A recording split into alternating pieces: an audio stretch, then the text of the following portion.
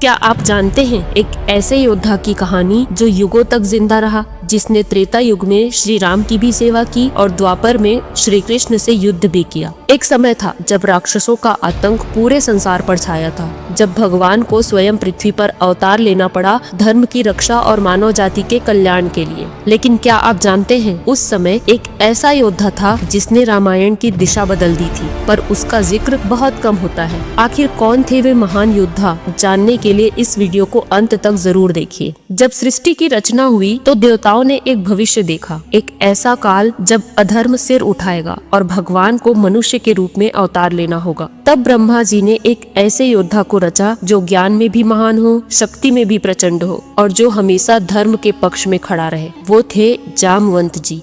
न इंसान न वानर, बल्कि एक तेजस्वी भालू, एक ऐसा भालू जो ऋषियों जैसा ज्ञानी और सेनापतियों जैसा वीर था। त्रेता युग में भगवान विष्णु ने श्री राम के रूप में अवतार लिया। रावण ने माता सीता का हरण किया और तब भगवान को जरूरत थी एक सेना की। सुग्रीव जी से मित्रता के बाद पूरी वानर सेना प्रभु श्री राम के साथ आ गई और उनके प्रमुख थे ऋक्षराज जामवंत जी। हनुमान जी, अंगद, सुग्रीव ये सब उनके सामने छोटे लगते थे ज्ञान और अनुभव में। जब माता सीता को खोजने के लिए वानर सेना निकली तब उनका नेतृत्व कर रहे थे जामवंत जी। जब सारी सेना समुद्र तट पर खड़ी थी और निराश हो रही थी कि समुद्र पार जाकर माँ सीता का पता लगाने में हम असमर्थ हैं, तब जामवंत जी ने हनुमान जी की ओर देखा और कहा, हनुमान, क्या तुम खुद को भूल गए हो? तुम वो हो जिसने साक्षात सूर्य को फल समझकर निगल लिया था। तुम्हारे अंदर वो शक्ति है जो इस महासागर को आसानी से पार कर सकती है। और उसी पल हनुमान जी को उनका अनंत बल याद आया। जामवंत जी की इस एक प्रेरणा से माँ सीता की खोज की और रावण का अंत हुआ। फिर युग बदला, त्रेता से द्वापर आ गया।